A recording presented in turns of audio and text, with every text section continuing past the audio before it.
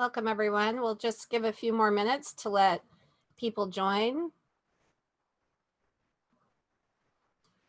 Hi, Pablo. Thanks for joining. For those of you who are joining, we'll have a poll up shortly that we'd like for you to answer. There it is. Please go in and just answer these 2 quick questions for us. And as Pablo already paid attention, we'd love to use the chat box for your comments, insights during the webinar today. If you feel comfortable sharing your name and your affiliation, we would love to have a list of people there so we can help support the connections and networking that can happen on the webinar today.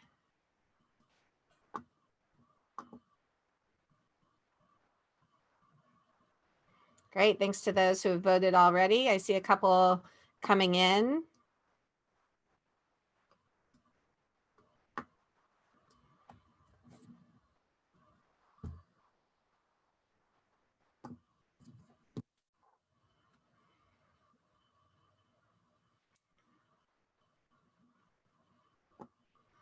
Welcome, everyone. Glad to have you here. We'll get started in just another minute or so. In the meantime, if you would answer the poll in progress, those 2 questions. How has your experience been working towards seafood traceability? In your opinion, what are the biggest challenges?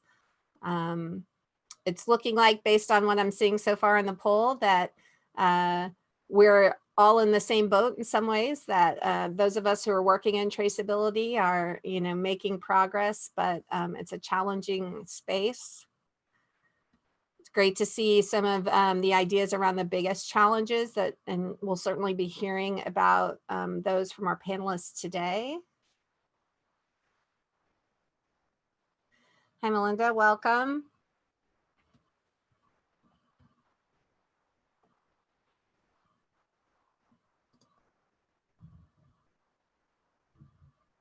Great. Give it 1 more minute before we get started because we have a full agenda today.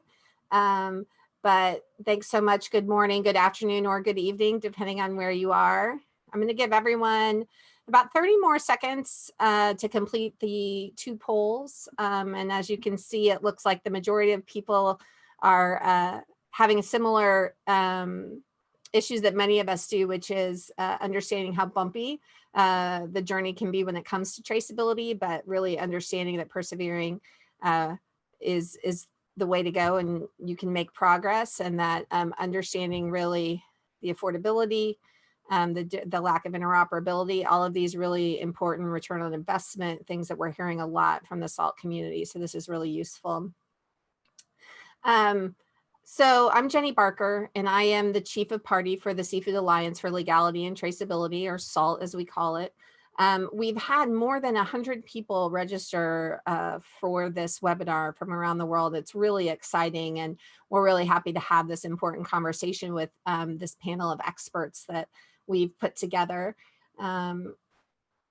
It looks like I said, many of us have a lot of the same issues when it comes to working on traceability. And so we're so happy and fortunate to have those of you who have worked in it to offer your inputs today, and obviously the expertise of this panel as well. So I'm going to go ahead and end the poll in 5, 4, 3, 2, 1. Great. Thanks so much. There it is, the final results. So access and affordability of technology, great. I think there'll be some conversations about that today, and people are bumpy but making progress. Excellent. So for our agenda today, we'll start with kind of why we're broaching this topic at all. And then we're going to turn to our exciting panelists to speak with you. I'm in Washington, D.C., but we have presenters and participants from around the world. And the 3 expert panelists here are women based in Southeast Asia who have really great and diverse experience. We'll save and answer questions at the end, but please do feel free to put those questions in the Q&A that you can see either at the top or bottom of your screen, depending, and whenever you have them, and we'll be sure to get to them at the end. We'll also leave the webinar open after the hour for some comments and things, just to make sure that people feel like they have sufficient time to contribute. And then we'll also be talking about how we can continue this conversation on thought exchange later. Finally, you can always email us at salt@fishwise.org, and we're happy to respond and talk with you. I'll just note here that we're having 2 webinars. They are 2 different panels, but we do want to host more of them even. And so if you're interested, based on what you see in this event, that you think you would like to contribute to a future one in particular, we'd love to have strong industry representation. Please just reach out and let us know. So the Seafood Alliance for Legality and Traceability, for those of you who may not know, is a 5-year public-private partnership between USAID and the Walton Family, Packard, and Moore Foundations. It's implemented by Fishwise. We're a nonprofit sustainable seafood consultancy, and we just finished our 3rd year with SALT. You can see from this slide, there are 4 objectives, and part of why SALT was interested in hosting traceability traps and triumphs is because we are focused on global knowledge exchange and learning to build electronic seafood traceability systems that address social, economic, and ecological well-being. And so SALT came about really from the idea that fostering fruitful and honest conversations between industry, government, and civil society would encourage us to learn from one another. We've also heard actually from the beginning of SALT that different stakeholders really wanted to talk about challenging issues. And so that's why we're here today. But sometimes it's hard to discuss the challenges that we have, but starting something new or piloting an idea will always include challenges. And to keep those instances manageable or infrequent, we need to discuss where others have encountered problems, which is the traps side of it, and how they overcame them, which are the triumphs. And these types of conversations ensure that everyone doesn't have to encounter the same problems over and over, and it can help the seafood community get closer to the global solutions we seek when it comes to combating illegal, unreported, and unregulated fishing. So there may be a lot of words we think about when we hear barriers or obstacles, and some of them may have a bit of a negative connotation, but our approach is really to look at this from the value that those experiences bring and the opportunities to learn. And, we're not alone in this sort of approach. Certain fields understand that obstacles are inevitable and learning from them is essential. So when it comes to developing new technologies, right, I'm sure many of us know the theories are around fail early, fail often. That's how you get to a successful version. Venture capitalists invest in new ideas, untested, knowing that there's some of them that aren't going to work out the way they want. And then there are certain fields who have to have robust learning practices from their challenges because the impact's too big. For instance, NASA, the US Space Agency, has a really intentional learning practice because they have fewer chances to achieve their big goals when there's a problem, and they have to get to the bottom of it so they can improve for the next time. So getting things right the first time is hard, but when you deal with a system like this in the slide, the complex global supply chains with different people involved at each step, it's even more complicated. As shown in this graphic, that SALT has amended from what USAID Oceans produced originally, you can see there are many potential points of failure in a supply chain, and the opportunities for gaps in information exist throughout those. So people make errors. Technology is hard, rules are different. This is a complex issue to tackle. And the more complex the issue, the more learning from challenging instances is essential. And the best way we can do that is to start learning from each other now. So these are the questions that we asked each person to tackle today. What's your experience? What were the traps you fell into when you were on your traceability journey? And how did you triumph over it? We've had the good fortune to work with all of these women in the past through SALT. We're so happy and thankful that they're here today. We've had people participating in the partner lab in Bangkok, or we've been with field visits in the Philippines, and we're just thankful they're here today to share their story and experiences and how they've overcome them. So first we'll hear from Stephani. And Stephanie is coming to us from Indonesia this morning. And she worked with MDPI, which is an organization that works with fishers in Indonesia to implement electronic traceability systems, in particular, looking at seafood supply chains. Extra clicking all around. Sorry. Cristina is joining us from Thailand, and she's the Ecosystems Management and Trade Team Lead in USAID's Regional Development Mission for Asia. And she recently oversaw implementation of the USAID Oceans and Fisheries Partnership, which led electronic traceability work throughout Southeast Asia.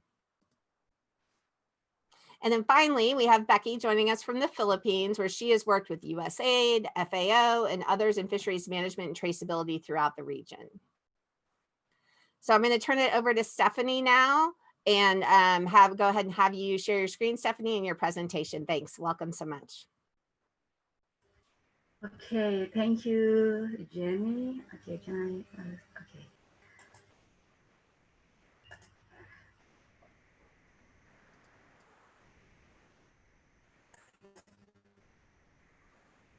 Yeah, first of all, I'd like to say thank you for inviting me here. It's been an honor to join this webinar.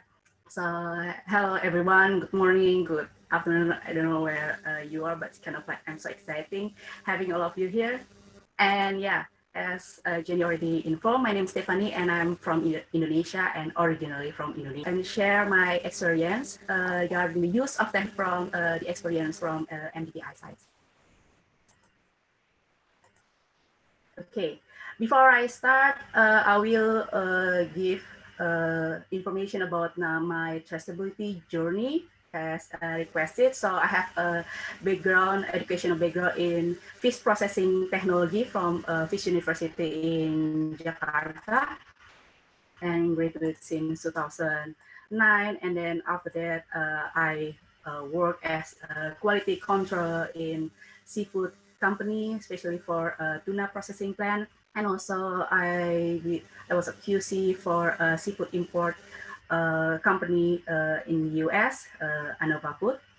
And in 2014, I joined with the MDPI, an NGO based in Indonesia that focused to improve the livelihood of small-scale fisheries through the sustainability. So one of my main tasks as the supply chain manager is to manage various projects about the traceability. So here are kind of like the lesson that I will learn, that I will share in today. So as informed, in MDPI, we did various traceability projects. It's kind of like various topics regarding the work with processing plant to support the development of their paper traceability system or a conventional system. The second one, we also develop and implement a consumer-facing traceability system. This is kind of like a research project together with some university. And then we also working and help and develop a fair trade or MSC certification chain of custody in the supply chain, especially for tuna supply chains. And the last and not the least, we also work with a company to develop and implementing a TBT or maybe a traceability-based technology here, or maybe you heard about the electronic case documentation traceability that has been doing since 2015. So it includes now with interoperability and connect also with the blockchain. So if you see the picture here on the left, on the right top, is kind of like one of a product that also have information from the traceability that we are doing in Indonesia. So maybe if you are in US, you can find kind of like this product. Okay, so the rest of my presentation will focus on this fourth project, which is about the traceability-based technology or about the ECDT. Okay, so this is how it look like the information what MDPI doing regarding the using technology for small-scale fisheries. Just to let you know that in Indonesia, the small-scale fisheries, the terminology we are using is the apply for a fisher who use the vessel less than 10 gross ton, but mostly MDPI partner are in 1 gross ton. So I want to show, I hope you can see my cursor here. So this is kind of like the boat, and then on the boat, maybe you can imagine like we implement the vessel trackers and camera electronic monitoring. And then when the fish landed, the middleman will record the data, the transaction data using the cell phone application. And then the fish goes to the processing plant, and then the processor will record the data using an electronic tracking system called Traceability and label the product with a QR code. So when the fish sent to the US, for example, the consumer here can scan that information. Okay, so this is kind of the infographic how it look like. So we implement it here in various sites. So this is the map of Indonesia. So you can see here the color, it's describe the technology itself. And then if you're familiar with Indonesian of the implementation are in the eastern part of Indonesia here, and this kind of like the area that we can call Indonesia is like a remote area. So if you can imagine travel time to one of the city, for example, in this, it takes almost the same time or even longer than travel time to LA, for example, because it's almost 2 days to go to this island or even to this island in this Maluku. So because of the transportation and etc. So I have discussed, I have informed you about the how's the small scale implementation of technology in the small scale look like. So in MDPI already been doing this about the TBT since 2015, and we kind of like have a better understanding what's going on, especially for tuna's supply chain. And in 2019, last year, in June 2019, we gather some stakeholders. So we did this because we get inspired by SALT. So thank you, SALT. This is from SALT in Bangkok 2019, I think. So we did the same thing. We gather the stakeholders, include all the industry actors, include the technology provider and the government. So we want to kind of like identifying actually what TBT or ECDT development challenge and opportunities special for Indonesian seafood industry. We heard a lot about the story but from other country, but we want to make sure because Indonesia is quite a big country also, but we still kind of like have like information about this TBT. So these are the results from that workshop. And you can see on the blue box here is kind of like the needs why the technology needed for traceability. So you may already know and agree some of the point on the list, like yes, is traceability or technology is really needed, kind of like related about the accountability and safety for the fisher. The second one, of course, it will simplify the data collection, and it will provide accurate data, provide transparent integrated information, increase data reporting, and even for the business, it can provide information for fisheries business actor, how to run their business efficiently. So this is kind of like they really want. However, we also are mapping, there are a lot of changes. So this is kind of like some challenges that we grasp from that workshop. So first of all, here you can see the red box, right? So this is kind of like the lack of information. So we kind of like figure out each of industry figure out what is actually the technology, the availability technology in Indonesia. And then we also have the limited affordable local resources, because when they found out, oh, there's a technology, but we have to import it. So it's kind of like so expensive. And then the other thing also, again, with the geographic of Indonesia, we also have the limited infrastructure. It's not really equally developed in each province or each island. And the last one, that's kind of the next one that also important, is the availability versus suitability. Again, when we know there are some technology that exists, we try to implement on. However, it's not suitable in Indonesia because of, again, the geographic and then different, for example, like a different language. So we don't know how to tackle this because people doesn't want to use this because all in English, for example. So that's also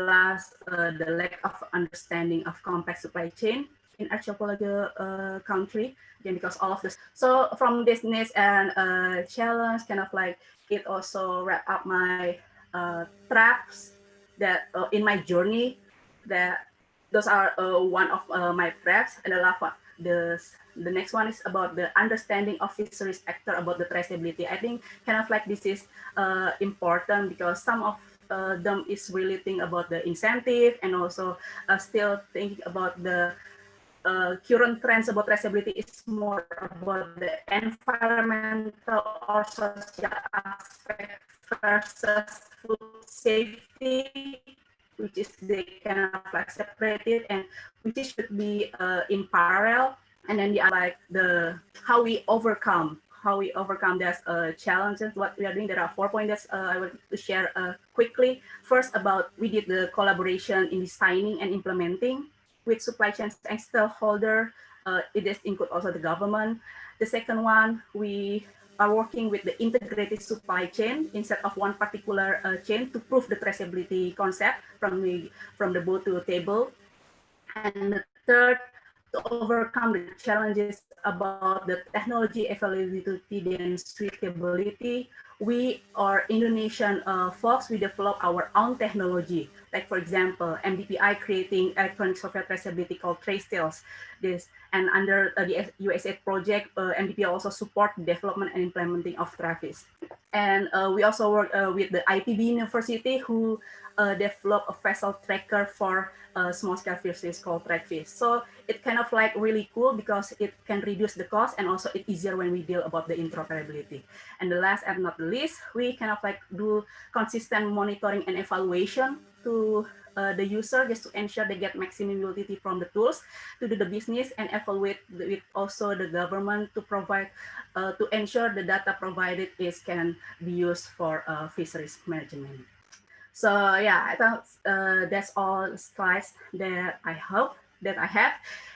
In my opinion, traceability is kind of like a particular is a journey process, especially for the small scale fisheries in Indonesia, because we are still in behind. So the change or develop from time to time. It kind of like it still like will change or depend on the consumer preference and future technology trends. By saying that the challenge always be there, but we are sure that we can overcome it. Okay, I think that's from me. Thank you. Great. Thank you so much, Stephanie. So everyone, please just put any questions you may have down in the Q&A section, and we will go back to at the end and review. And please feel free, if you have a specific question for a specific panelist, to add that in as well. But now I'm going to turn it over to Cristina and hear her comments and invite her to share her presentation with everyone.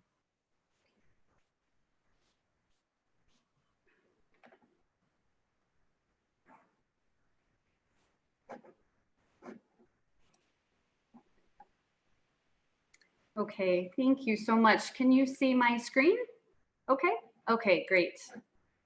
Thank you very much. I would first like to also thank SALT for the invitation to be here today. I think it's really exciting for all of us to get together from all around the world to talk about traceability challenges, because it sounds like we're all kind of experiencing similar challenges to overcome. So quickly, just I am here at the USAID Regional Development Mission for Asia, and I have been overseeing a project called the Oceans and Fisheries Partnership, also called USAID Oceans, for the past 4 years. And the unique perspective on traceability that I thought I could provide today was how USAID worked with multilateral regional organizations, national governments, and the private sector to develop and implement traceability solutions. I'll discuss some of the challenges, lessons learned from those challenges, and how some of those challenges were overcome or not overcome. And I do want to note that everything I'll be talking about today is barely scratching the surface of all the lessons learned from the activity. So this 5-year implementation culminated in a final report that was actually uploaded online. So it will go into a lot more detail, and I think SALT will also share that reference in their deep dive section of their website. So first, I just want to note that the USAID Oceans and Fisheries Partnership was a 5-year activity that actually ended last June with the goal to strengthen regional cooperation to combat illegal, unreported, and unregulated fishing, promote sustainable fisheries, and conserve marine biodiversity in the Pacific region. The project aimed to increase the ability of regional organizations to achieve this goal through the development of transparent, sustainable traceability systems and improved fisheries management. Tetra Tech was the main implementing partner of the activity in collaboration with 2 regional organizations that I'll talk about in a minute, and with several sub-partners like my colleague Stephani with MDPI that really helped push the technology uptake with our first movers in the industry, as well as Becky that worked, she'll talk after me about some of the challenges we had working at the national level. So we were fortunate to have such a talented group of experts on the team. And so I just want to take the opportunity to thank them for being co-panelists with me today. Going on to the next slide, I wanted to note first, just to set the stage, the challenge of IUU fishing, it's a trans-boundary problem that requires multi-country solutions. So when the project started in 2015, there were few coordinated efforts and mandates to guide a regional approach to identifying and combating IUU fishing. So international and regional cooperation were needed to combat IUU fishing and organize stakeholders to take action, learn from each other, and make decisions needed to develop and deploy new solutions, such as traceability technologies in the region. Partnerships with existing trusted organizations are, of course, essential for gaining entry, convening key representatives, and garnering buy-in. So with that in mind, USAID Oceans set out to strengthen regional coordination in transboundary fisheries governance and build capacity to develop and implement regional and country-specific traceability systems. So to that end, I want to take a minute to talk about the 2 regional organizations that we partnered with. They are both strong, established organizations with reputations as leaders in biodiversity conservation and fisheries management in the region. So we had a partnership with the Southeast Asian Fisheries Development Center, also known as CFDEC, which is located here in Bangkok. Now, CFDEC is the technical fisheries arm of ASEAN, which includes all 10 ASEAN member countries, as well as Japan. And we also partnered with the Coral Triangle Initiative for Coral Reefs, Fisheries, and Food Security, located in Manado, Indonesia, which has 6 member countries, 3 which overlap with the ASEAN countries, Philippines, Indonesia, and Malaysia. And we were able to extend our reach also into the Pacific through our partnership with the Coral Triangle Initiative, which included Papua New Guinea, Solomon Islands, and Timor-Leste. So USAID Oceans coordinated its strategies and activities across Southeast Asia and the Pacific to establish a strong regional network to benefit both national and local sustainable fisheries management efforts. So for my talk today, I'm focusing on the regional collaboration piece of the traceability work we did, but I want to start by providing an overall picture of the project. The activity focused on 4 technical areas. Supporting the development and implementation of electronic catch documentation and traceability systems, ECDT systems, was a key component of the USAID Oceans work. The activity provided support to governments and industry to implement systems that reduce IUU fishing practices, improve data management, and support fisheries management planning. We also worked closely with public and private sector partners to design, implement, test, and scale ECDT to ensure that traceability solutions aligned with government and industry needs. So to do this, we actually had 2 learning sites that were selected in both the Philippines and Indonesia. And we also had expansion sites that used a lot of the lessons learned and experiences from these learning sites into Thailand, Malaysia, and Vietnam.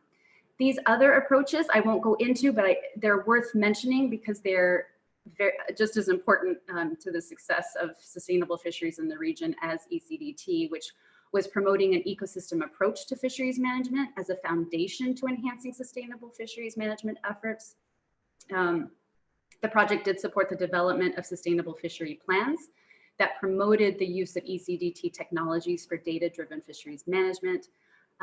We also worked to engage and develop public-private partnerships to support cross-cutting project objectives.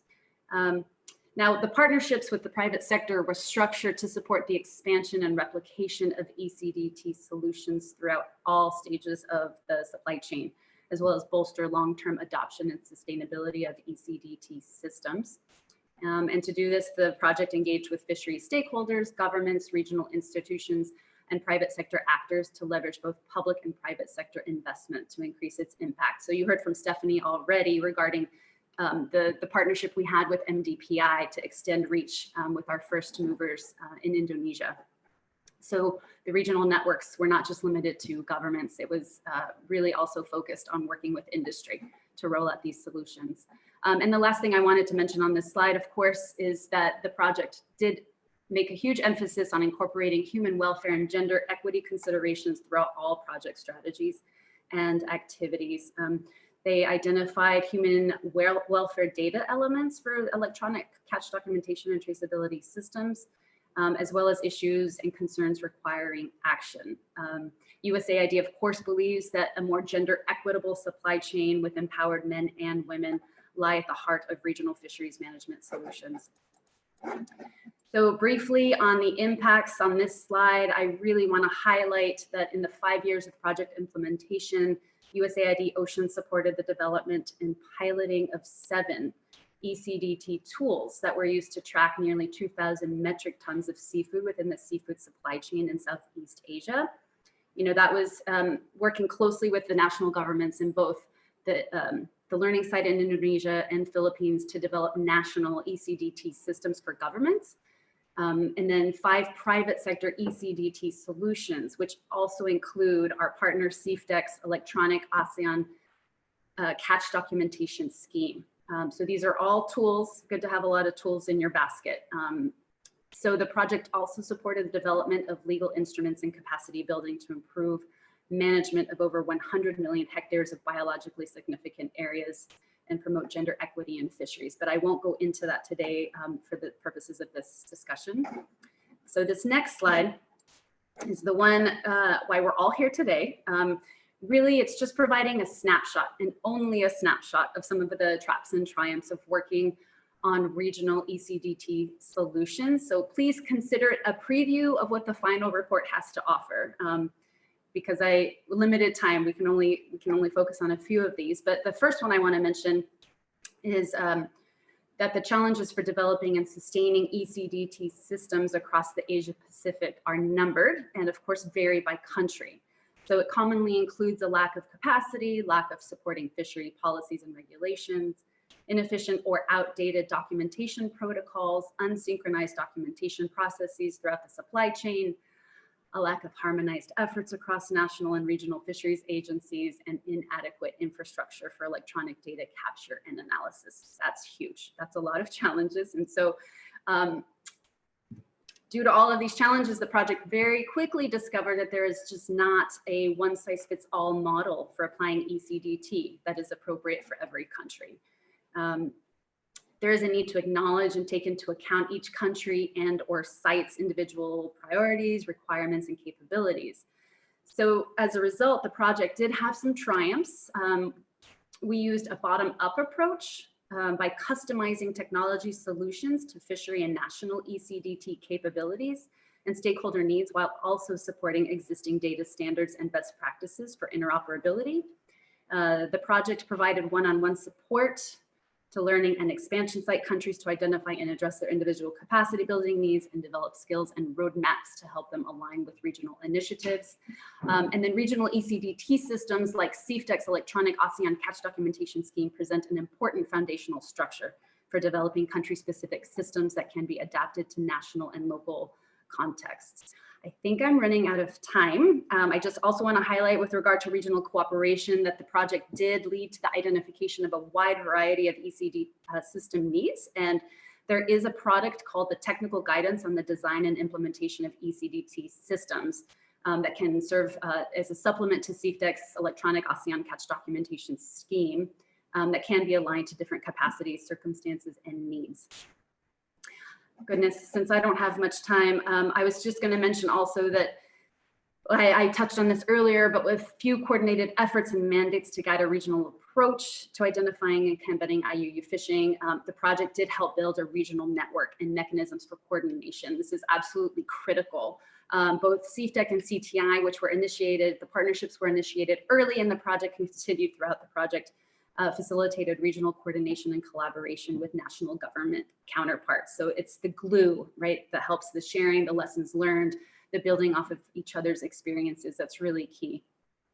I'm going to kind of skip through my other ideas there. I want to just touch on the third trap we discovered, which was the limited coordination between the public and private sectors to share data and use complementary data collection strategies.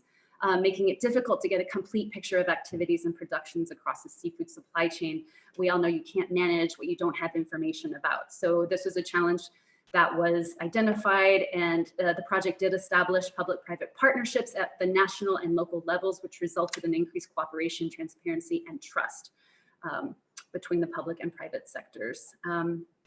Lastly, I wanted to note that the project worked closely with national and local governments to highlight the legal and market benefits of a strong ECDT solution. We all need to keep promoting the advantages of the use of traceability systems. So access to international markets, data-driven fisheries management, as well as things like both economic and non-economic benefits to ECDT, which includes valued increased operational efficiencies, cost savings, maritime security, and surprisingly, what small-scale fishers identified as important was the two-way communication and safety at sea features as the main benefits to ECDT systems. So this was all really interesting to find out. Okay, I was just going to leave with a few recommendations for our regional organizations in terms of, I didn't want to just leave it at traps and triumphs, but also offer a way forward and with at least a few recommendations. I don't really have time. I don't want to take my other speakers' time, but please do download and read this final report. It goes into a lot of detail, not just with regional organizations, but traps and triumphs about working with public-private sector, with trying to incorporate human welfare and gender considerations. In terms of ecosystem approach to fisheries management, it's all included in there. I'll just leave with these few points about requesting that regional organizations maintain a regional platform, such as a regional ECDT technical advisory committee. Second would be to develop regional guidance for ECDT system integration that considers data security and privacy needs, and also as a way forward to include small-scale fishers in ECDT planning. Simply, they make up the biggest part of the ASEAN fishing industry, and many small-scale fishers serve community and domestic markets, but some also serve larger markets, including export markets. And with technology today, there is an opportunity to engage with ECDT systems at this level. So this is my last slide here. I just wanted to present the website that is currently being hosted by our partner CFDEC, where you can find a lot, actually you can find all of the project's resources over the past 5 years, including that report, that final report that I mentioned that includes all the lessons learned and impacts that I think would be really useful and beneficial to everybody on this call today. So thanks again for your time, and that's it for me. Thank you. Thank you, Cristina. I appreciate all of that. USAID Oceans was, I know, an inspiration in the design of SALT and is definitely there's a reason why all the panelists have links to oceans, because it was really important work that was happening in the region for traceability.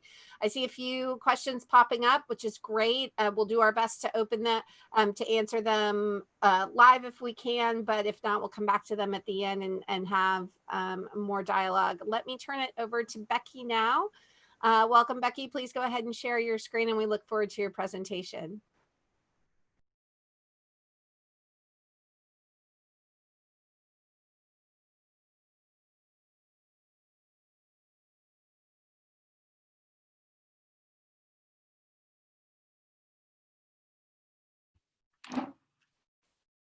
Okay, can you hear me now? Sorry. Okay, so hello again from the Philippines. Before I start, I would like to say thank you to USAID SALT for inviting me to be part of this series of talks and have the opportunity to share experiences and lessons learned in developing and piloting the Philippines ECDTS system for tuna fisheries. I'm also thankful for having been part of the recently concluded USAID Oceans and Fisheries Partnership, from which these experiences and lessons learned that I'm going to share today were obtained. To start with, I would like to provide some context. I will not discuss each one of them. So if you can see, the Philippines is right there, encircled in red. And if we zoom in, we can see that the learning site for the Philippines is right down here, southern part of the Philippines. From some of these quick facts that you can see, I will not discuss them. You will understand how important the fisheries sector is for our country. Okay. Okay. To start with, okay, so that's a context. I would like to mention here that the implementation of the Philippines is supported by a legal framework. We have RA 550, or the Fisheries Code of 1998, and amended by RA 10654 in 2015, stipulating reportorial requirements for commercial fisheries, as well as the functions of the Bureau of Fisheries and Aquatic Resources, or BFAR, in adopting traceability system for municipal fisheries in concurrence with the local government units. Also, we have RA 10611, Section 4, providing the definition of traceability as the ability to follow the movement of food through the specific stages of production, processing, and distribution. Being able to know where the product came or its origin, the path that it took, including its transfer from one node to the next, including the processing of the same, if any, until it reaches the final destination in retail stores and ultimately to the consumers. The other regulation that I would like to mention as part of the legal framework for the practice of CDT in the Philippines is the BFAR Administrative Circular number 251, or what is called BAC 251 in short. BAC 251 is based on the regulation mentioned earlier, the 8550, 10654, and 10611. BAC 251 serve as the guide in the development of the BFAR ECDT system. Implementing traceability in fisheries is not only in compliance to an export requirement, but also for stock assessment and marine spatial planning efforts. CAT's documentation scheme is an important tool and comprehensive method in collecting fisheries statistics that is useful for fisheries management. That was acknowledged by the government. So why do we need electronic CDT? Even prior to the implementation of the USAID Oceans and Fisheries Partnership Program, the Philippines was already implementing CDT, but it was paper-based. The current practice enables CAT's documentation and traceability of fishery products, but we all know and understand that there are several limitations to it. It is prone to human error and not very effective, have constraints in tracing products along a complex supply chain, among other things. It is not very efficient and may not be as transparent as we want it to be. Secondly, BFAR has been developing several electronic systems for its various functions, and ECDT is just one of these. The plan of the Bureau is to have an integrated data management system where all the various systems are connected to the central database system. One system may be able to draw information from the other systems within this integrated system, necessitating to make CDT system to become electronic as well. Okay, so this is the integrated. Thirdly, okay, the government wants to become more efficient and effective in its operation, and in doing so, in doing its work. An electronic CDT contributes greatly to that. Fourthly, we all know that there is a growing demand for a more transparent supply chain for responsible sourcing of fish that is being traded. The consumers will have a way of knowing and of being informed that the fish they are eating was legally caught, processed, and traded. Also, in the case of exported products, if there are issues that arise, it will be easy to trace the origin and the pathway that the product passed through. Fifth, there are several CATS documentation traceability schemes and technologies being piloted or implemented by various programs throughout the country. Many, if not all, only document and trace a portion of the supply chain. The government aims to be able to connect these various technologies to the government system. The BFAR ECDT system would serve as the backbone of the ECDT system in the country. The BFAR ECDT was designed such that it will be easy for other systems to connect to it. So what is the Philippine ECDT system about? The development and piloting of the Philippine ECDTS was based on the following principles. Okay, adopted participatory approaches. It was multi-sectoral approach involving all relevant stakeholders for all activities from gaps analysis to development to testing to implementation. It followed a consultative process. It recognized the need for partnership, a collaboration between public, private, academe, and civil service organizations. It believes in being inclusive. It is not only the big players that were heard, but also the voices of the more small-scale fishers. Every relevant stakeholder was on board during the whole process of the development of the ECDT system. It was government-led with active participation of the fisheries industry, the academe, as well as CSOs. The government led the design, development, testing, and implementation.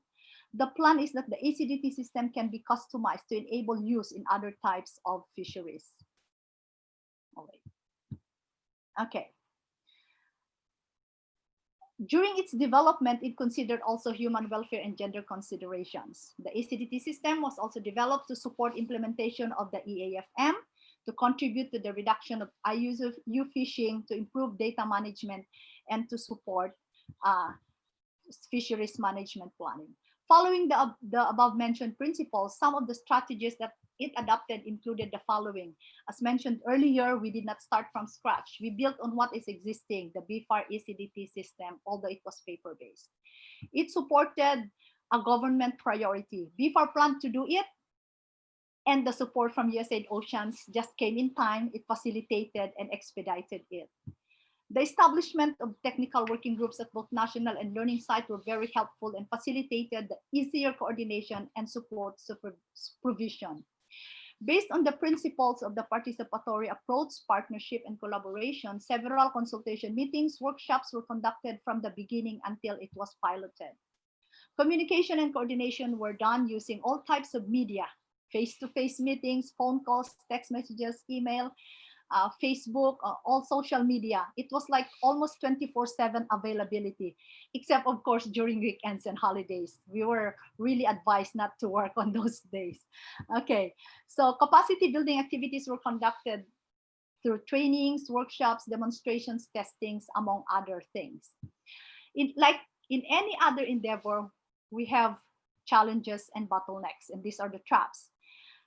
Some private companies already have their own internal traceability systems. So during the early stages of the development process, when the industry partners, especially those from the processing companies, learned that the BFAR system includes traceability, program traceability within the processing, there was a resistance. But through proper coordination and open communication and constructive discussions, the issues were resolved. It is very important that from the very beginning, there is a thorough understanding about minimum KDE requirements and understand the process flow of every supply chain, even in the same type of fisheries. The process and requirements are not the same for all supply chain, even in the same type of fisheries like tuna. The system has to meet market and regulatory requirements, but should not be burdensome to the industry players or to the users. Resources have limits, and the optimum utilization even of human resources should be factored in. BFAR has dedicated staff to focus on the development of the ECDT system, but even then, there were several times that work slowed down because they were recalled to do other equally important programs that need to be done within the Bureau or within the Department of Agriculture. is the case in almost all new systems, bugs are there to bug us. So during testings and demonstrations, there were bugs that need to be fixed. This also slowed down piloting and implementation because it required more resources, time, money, and effort. From the time that we introduced the idea of an electronic ECDT, the recurring concern of everybody was the cost. How much would it cost? Who will bear it? Will there be subsidies? To facilitate a buy-in from the users, perceived benefits should always be more than the perceived cost. Very crucial to the implementation is the availability of needed infrastructure or facilities like internet, hardware support, and capacity of people. So the lack of it actually, especially the very slow internet in the Philippines, hindered smooth implementation. A major challenge, or we may call a bottleneck, was that the programming of the ECDT system was based on data requirements and process flow of the existing regulation BAC 251. Despite the series of consultation meetings and exchange of information, several revisions and fixes, implementation in one supply chain was impeded. The data requirements and process flow in the BAC 251 was not applicable to the handline fresh frozen supply chain. BFAR programmers maintain their stand that they cannot change the way it was currently programmed, then because that would mean breaking the very regulation that the Bureau has set in place. We came to a point of immobility to go further in implementing the ECDT for one supply chain. But it was proven that there is no problem that has no solution, that we were able to challenge and overcome the problem. The impediment was removed. The key response of the government was the amendment of the BAC 251 so that the ECDT system will also be revised to meet needs and demands of all the users from all supply chain. And this was made possible because of the strong support of the government, the good working relationship between government and the private sector. Through the PPP, there was cooperation and collaboration from among all the relevant stakeholders. It was facilitated by the open and clear communication, the flexibility and adaptability of the players' help, and most of all, the engagement of the federations or associations from both the commercial fisheries and the small-scale fisheries was played a very crucial role that cannot be discounted. So the result, the concerted effort of everyone led to the simultaneous technical and policy revisions during the implementation of the USAID Oceans. Now there is BAC 251-1 and a working Philippine ECDT system ready to be rolled out in other areas, and with appropriate customization can be applied to other types of fisheries. That was the triumph. In summary, what are the lessons learned from the experience? It is important to have a thorough understanding of the supply chain, key data elements needed, and the process flow from the very beginning. It is a partnership is inevitable. It has to be coupled with an open communication, proper coordination, and cooperation of all relevant stakeholders. It may not be outrightly done, but integration of technologies is possible. As such, consider interoperability and accessibility in the design from the very beginning. As already mentioned by Cristina, it is not one size fits all solution. Even in the same type of fisheries, there are elements or parts that need to be customized for different supply chains. I should say that close interaction between developers and users is very necessary during development and testing, and I think until implementation. I may add that it is important to ensure that all stakeholders understand the objectives, why we are doing CDT or ECDT to obtain the much needed cooperation and support. So the question is, are we done? Yes, we have already achieved certain milestones and triumph on some things, but it is not yet over. There are still many things that need to be done, such as, in order to implement ECDT in a wider scale, a new policy or legal support should be formulated and be set in place to support the planned national rollout. There is a need to improve supporting infrastructure and facilities, especially internet connectivity in the Philippines. There is a need for a continuing capacity building for users, and similar to all technologies, there is a need for a continuing refinement of the technology, of the system to adapt to the changing times and be able to address changing needs. I think that's all. Thank you very much. I hope it helps. Okay. Great, thank you so much. And you've teed us up well for the questions. And I think if the panelists want to have a look also at the questions, I'm seeing some really interesting feedback and questions, obviously, around sort of who is responsible for both paying for some of the costs of this. So there's some questions in particular about understanding the cost of such implementation. And there are kind of two related questions that I can see. One is just sort of what has industry's participation been in covering the cost of implementation, or has there been other support? And then just the question around, in your experience and based on your expertise, what's more important for electronic traceability implementation? Is it regulation and imposition of regulation by regulators, or voluntary adoption by industry? And, you know, if industry is more important, what are those incentives? And those are for any of the panelists. The other question I wanted to cover also is sort of a follow-up to Christina's presentation around the regional networks and how that work is continuing post USAID Oceans, and how that network may be working together after USAID Oceans, if you have any information on that. Any of the panelists want to take either of those? Sure, I'll jump in, Janine, thanks. I'll address first the question on the regional networks, if they're largely autonomous. So the oceans activity just ended really in June. And then of course with COVID in these past few months, it's been a little challenging. And I actually, you know, we are still very engaged with both of our regional organization partners. We're meeting with them and continue our plans to support them in our mutual objectives to improve the fisheries management in the region. But the project did take measures to you know, include long-term sustainability, which include things like the technical guidance that I mentioned that is now embedded into, as a supplement to CPEC's electronic ocean catch documentation scheme. Capacity building was also a huge piece of that, so that the lessons learned from oceans can be applied not just to, you know, the learning sites and the expansion sites, but throughout the region. The activity also partnered with NGOs like Conservation International, which is going to carry forward.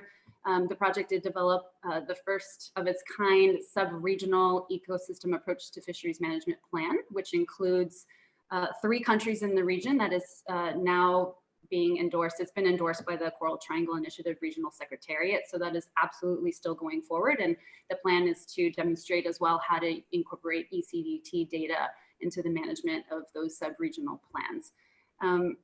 While I'm looking at the rest of these questions, and I do want to note in terms of the funding, and I mean, this is kind of the question we all have is who's going to fund this? You know, this isn't free, and I mentioned this briefly, but the idea is, you know, the project that we had was only 5 years, and so there wasn't really that much time to demonstrate a significant return on investment yet. But we did have, I don't know if any of you participated last week with Dr. DeCall's presentation on the cost benefit analysis he did at both of our learning sites that did provide evidence on a good return on investment for the uptake of these ECDT solutions. And so I think providing evidence to the private sector showing, you know, as I noted, not just pretty much at all nodes of the seafood supply chain, fishing, processing, trading, and export, how can you increase the operational efficiencies of ECDT so that the private sector wants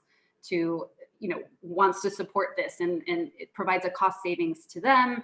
It also includes this piece that I mentioned about for small scale fishers about providing the two-way communication and safety at sea, which is actually a non-economic benefit that rose to the top as a priority for a lot of these small scale fishers and their families. So I think it's really just gathering evidence, and I think it's just a matter of time before we see a large movement on uptake of these systems.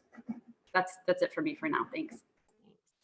Stephanie or Becky want to weigh in at all before I have to sort of close us out and talk about next steps? But any thoughts on those questions? I think Cristina has answered it. Yeah, I'll answer in the other questions. Yeah, great. Go ahead, Stephanie. You want? Yeah, so I to kind of like address some question about the important traceability implementation with the industry or imposed by a regulator. So in my opinion, kind of like it's depend on the quantity or versus the quality of data. This is from Indonesia perspective, because most of industry that we're working on, they kind of like still face the challenge to share their information, the confidentiality, for example, like the fishing ground. So they kind of like afraid government will share, and then they will kind of like compete with the fishing grounds, and then they cannot get the fish. So it's kind of like depend on what kind of the level quantitative or the qualitative data that you want. Both of them, I think, have the pro and contrast. But if actually industry is more important, I think the incentive is mostly more about the market access. We already kind of like from the research project that we are doing, people kind of like a bit adopt to have like premium incentive or adding extra money to do the traceability, but most of them agree there's the market access. It kind of like will be the first or the important incentive to do the traceability. Yeah, I think all the technical things like from Ibu Janti, I can answer it. It depends on the lot. Yeah, the question is about how to do the traceability in for the skipjack. So like in traceability term, you have like the KDE lot or a batch. So you don't have to really tagging individually. You can trace it in a batch or in a lot. So you can call it like in one vessel is one lot, because you will in the processing plan you will also do process it per vessel, for example. So it doesn't really have traceability. It's really attached that every single fish have every single label and unique label. That's from my opinion. Great, thank Yeah. you. Mm-hmm. I hate to have to cut us off, but unfortunately we're reaching time. We are going to track all of the questions that have been asked. I've just put in also the chat that we can continue this conversation on something we've called thought exchange. It was a link that was sent to you in the original invitation, and there's a lot of dialogue around, similar to the questions here, where people can vote that they'd like to hear more about that. You can have that dialogue there. And so we encourage you to go put some of those questions there. We will be sure to follow up with you, because the recording has also been is going to be shared more broadly. And so we expect there to be bigger dialogue around this. But please know you can also always reach out to SALT directly, and we can put you in touch with different experts based on what your questions are around traceability.